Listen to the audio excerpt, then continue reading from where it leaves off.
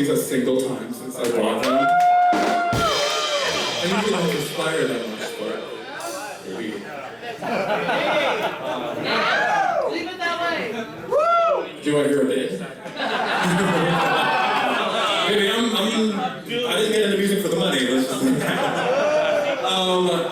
my favorite thing about my shows is that I look out and it's just like every single type of person, and we're all here, and we're all like, I know it's almost like so overwhelmed, like this is a safe space, and like, but like, I want to make that for you, and I'm just so done with respectability politics and trying to be like the right type of queer person.